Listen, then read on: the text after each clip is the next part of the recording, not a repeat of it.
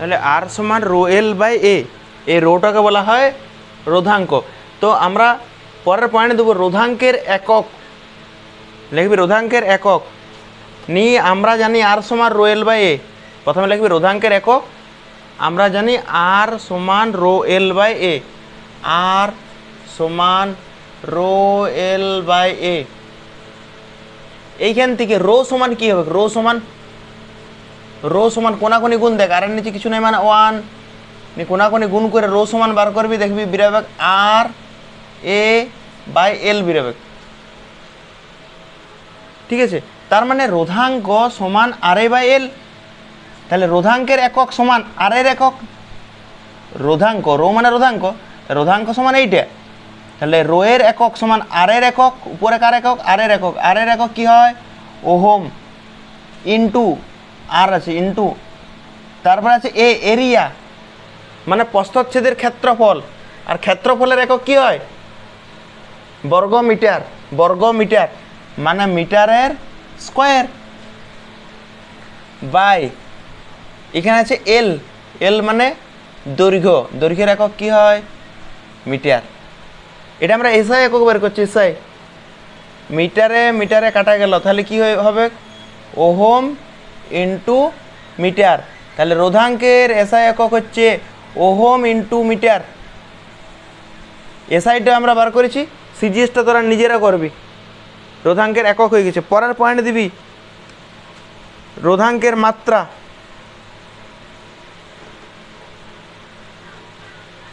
রোধাঙ্কের মাত্রা। তো আবার লিখবি আমরা জানি রো সমান আর এ বাই এল, মানে উপরে হবে আর এর একক, এখানে হবে আর এর একক। আর মানে কি বটে, রো সমান আর এ বাই এল। তাহলে এইখানে লিখবি আর, আর এর একক এ মাত্রা, মাত্রা মাত্রা মাত্রা, আর এর মাত্রা। তারপরে আছে এ, এ মানে ক্ষেত্রফল, ক্ষেত্রফলের মাত্রা, বাই দেখ এটা আর, তাহলে এখানে আর এর মাত্রা লিখবি, আর এর মাত্রা। এখানে আছে এ মানে এটা এ এর মাত্রা, নিচে আছে এল, এল মানে দৈর্ঘ্য, তাহলে এল এর মাত্রা। এবারে মাত্রাগুলো তো জানিস, রোধের মাত্রা দেখ আমরা বের করেছি, রোধ যেখানে পড়াইছি। আর এল দৈর্ঘ্যের মাত্রা, মাত্রাকে সবসময় বড় হাতের লেখা হয়, আর দৈর্ঘ্যের মাত্রা এলেই হবে কিন্তু বড় হাতের। এরিয়া, এ এর মাত্রা, এ মানে এরিয়া, তাহলে এরিয়া মানে হচ্ছে দৈর্ঘ্য ইন্টু প্রস্থ, তাহলে দৈর্ঘ্য ইন্টু প্রস্থ মানে এল ইন্টু এল মানে এল স্কোয়ার। আর আর এর মাত্রা আমরা করাইছি দেখ রোধের কাছে, তো এটা তোরা নিজেরা ক্যালকুলেশন করে বার করবি, মানে এলটা শুধু উপরে তুলবি, গুণ যেমন গুণ হয় আর কি। ঠিক আছে, এটা তো পারবি বের করতে। তাহলে রোধাঙ্কের মাত্রাও হয়ে গেছে। পরেরটা রোধাঙ্কের সংজ্ঞা, রোধাঙ্কের সংজ্ঞা। তো রোধাঙ্কের সংজ্ঞা দুটো আছে, ঠিক আছে। প্রথমে আমরা এটা করাচ্ছি, দেখ এইখানে কি কি আছে, দেখ রোধাঙ্কেরই তো সংজ্ঞা বের করবো আমরা। তাহলে রোধাঙ্ক সমান আর এ বাই এল। আমরা কি করবো দেখ, ধরি এটা আমরা রোধাঙ্কের সংজ্ঞা পয়েন্ট দিবি, ধরি দৈর্ঘ্য সমান, দৈর্ঘ্যকে কি দিয়ে লেখা হয়, এল দিয়ে, দৈর্ঘ্য সমান 1 ধরে নিলাম, দৈর্ঘ্য সমান 1। ধরি প্রস্থচ্ছেদের ক্ষেত্রফল, প্রস্থচ্ছেদের ক্ষেত্রফলকে কি দ্বারা লেখা হয়, এ। এইটাও ধরে নিলাম 1, দুটোই 1 ধরে নিয়েছি, এটা 1 এলটা 1 হলে এটা ধরেছি দেখ দৈর্ঘ্যটা আর এইটা 1। যদি এই দুটো 1 হয় তাহলে এই জায়গায় মানটা বসাতো, তাহলে রোধাঙ্ক সমান কি হবে, আর আর এর পর কি আছে এ, আর এটা কত ধরেছি আমরা 1, তাহলে আর ইন্টু 1 বাই কি লেখা আছে, দৈর্ঘ্য এল, এই যে দৈর্ঘ্য এল আছে, আর লিখেছি এ আছে, এর জায়গায় এই যে এ 1, তাহলে 1 বসাইছি, নিচে কি আছে এল আছে, এল এর মানটা কত 1। এবার দেখ আর এর সাথে 1 গুণ কর, 1 দিয়ে ভাগ কর, সে আরেই বেরাবে। তাহলে বের হবে রো সমান আর। তো এইখান থেকে যদি আমরা সংজ্ঞাটা লিখি তাহলে আমরা এরকম লিখতে পারি, একক দৈর্ঘ্য, দৈর্ঘ্যটা কত 1, দৈর্ঘ্যটা কত 1, তার মানে এটা ভালো ভাষায় আমরা যদি লিখি তাহলে লিখব একক দৈর্ঘ্য, কেননা দৈর্ঘ্যটা 1 তাহলে একক দৈর্ঘ্য। প্রস্থচ্ছেদের ক্ষেত্রফলটা কত 1, একক দৈর্ঘ্য একক প্রস্থচ্ছেদের, একক প্রস্থচ্ছেদের ক্ষেত্রফল বিশিষ্ট পরিবাহীর। একক দৈর্ঘ্য কেন লিখলাম, কেননা দৈর্ঘ্যটা 1 সেই জন্য একক দৈর্ঘ্য। একক প্রস্থচ্ছেদ কেন লিখলাম, কেননা প্রস্থচ্ছেদের ক্ষেত্রফলটা 1, তাহলে একক প্রস্থচ্ছেদের ক্ষেত্রফল বিশিষ্ট পরিবাহীর। একটা পরিবাহীর দুটো পিঠ থাকে বা দুটো প্রান্ত থাকে, এই বিপরীত প্রস্থচ্ছেদের ক্ষেত্রফলের বিশিষ্ট পরিবাহীর দুই যে বিপরীত প্রান্ত, দুই বিপরীত প্রান্ত বা দুই বিপরীত বাহু বা দুই বিপরীত তল, যে কোনো একটা লিখতে পারে, দুই বিপরীত প্রান্তের মাঝের রোধকেই রোধাঙ্ক বলে। রোধকেই কি বলা হয়, রোধাঙ্ক বলে। দেখ আরেকবার বলে দিচ্ছি আমরা, দৈর্ঘ্যটা 1 সেই জন্য একক দৈর্ঘ্য, প্রস্থচ্ছেদের ক্ষেত্রফলটা 1 সেই জন্য একক প্রস্থচ্ছেদের ক্ষেত্রফল বিশিষ্ট।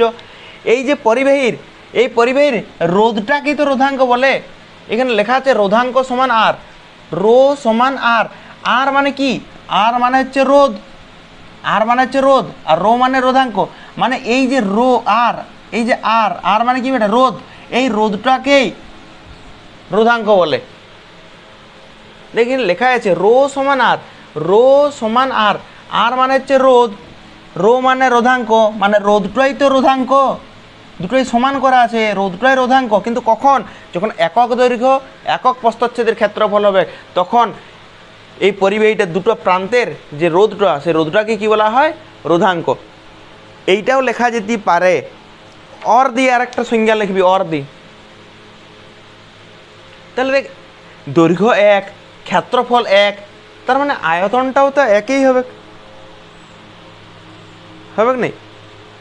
দৈর্ঘ্য 1 ক্ষেত্রফল 1, তাহলে আয়তনটা এক হবে। যদি এরকম লেখার দরকার নেই, নাহলে এরকমও লেখা যেতে পারে যে একক বাহু বিশিষ্ট, একক বাহু, ওটা লেখার দরকার নেই, ছেড়ে দেয় আয়তন। একক বাহু বিশিষ্ট ঘনকের, একক বাহু বিশিষ্ট ঘনকের দুই বিপরীত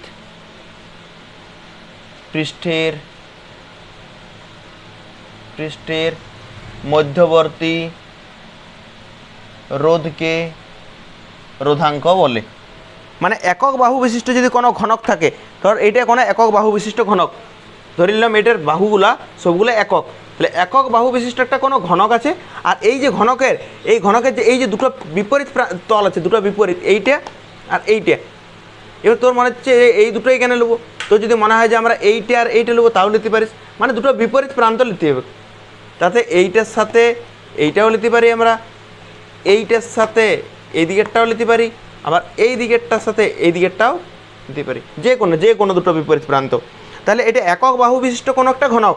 আমি ধরে নিলাম এটা একক বাহু, সবগুলো একক, যদিও একক আলাদা মনে হচ্ছে, কিন্তু আমি ধরে নিলাম যে এটা একক বাহু বিশিষ্ট কোনো একটা ঘনক আছে। আর এই ঘনকের যে কোনো দুটো বিপরীত প্রান্ত, এই যে দুটো বিপরীত প্রান্ত, এই দুটো বিপরীত প্রান্তের মাঝে যে রোধটা, বাধাটা, সেইটাকে বলা হয় রোধাঙ্ক। ঠিক আছে, রোধাঙ্ক। আর এই রোধাঙ্কের একটা অপর নাম লিখে রাখবি তো, রোধাঙ্কের অপর নাম হচ্ছে আপেক্ষিক রোধ। রোধাঙ্কের অপর নাম হচ্ছে আপেক্ষিক রোধ। পরের প্রশ্ন শুন, তামার রোধাঙ্ক 1.76 ইন্টু 10⁻⁻6, তামার রোধাঙ্ক 1.76 ইন্টু 10⁻⁻6 ওহম ইন্টু সেন্টিমিটার বলতে কি বোঝো? তামার রোধাঙ্ক, তামার রোধাঙ্ক 1.76 ইন্টু 10⁻⁻6 ওহম ইন্টু সেন্টিমিটার বলতে কি বোঝো? এরকম প্রশ্ন দিবে কি নাই, কিন্তু পুরো থিওরিটা পড়ানোই ভালো। তো এই যে তামার রোধাঙ্ক এত বলতে কি বোঝো, আমরা আলাদাভাবে করবো না। এই দিকে দেখ, এইখানে কি লেখা আছে, যে কোনো একটা সংজ্ঞা, তুই এই সংজ্ঞাটার থেকেও লিখতে পারিস অ্যান্সার, এই সংজ্ঞাটার থেকেও লেখা যায়, দুটোর থেকেই লেখা যাবে। আমরা ছোটোটার থেকে করাই, ছোটোটা যেটা আছে কী লেখা আছে, একক বাহু বিশিষ্ট ঘনক, একক বাহু বিশিষ্ট ঘনক। এইদিকে দেখ, একক বাহু বিশিষ্ট ঘনক, কিন্তু এইখানে বলে দিচ্ছে এই এককটা কত, কিছু বলেছে সেন্টিমিটারে, তাহলে লিখব 1 সেন্টিমিটার বাহু বিশিষ্ট ঘনক।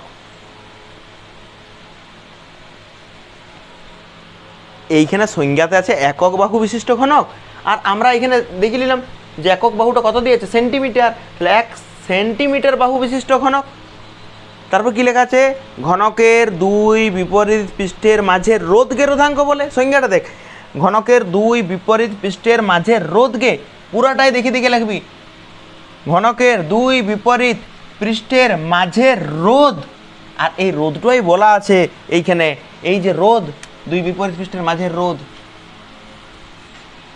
দুই বিপরীত পৃষ্ঠের মাঝের রোধ হচ্ছে 1.76 ইন্টু 10⁻⁻6 ওহম ইন্টু, এই ওহম ইন্টু সেমি এখানে লেখার কি দরকার, কেননা রোধ লিখছি, রোধ, রোধের একক তো শুধু ওহমই হবে, ওহম ইন্টু সেমি হবে না।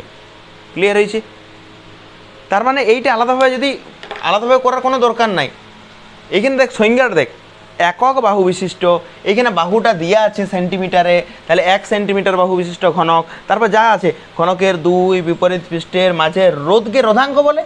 এখানে লেখা আছে, সংজ্ঞাটাতে লেখা আছে মাঝের রোধকে রোধাঙ্ক বলে, আর আমরা লিখব মাঝের রোধ, মাঝের রোধ হলো এইটা।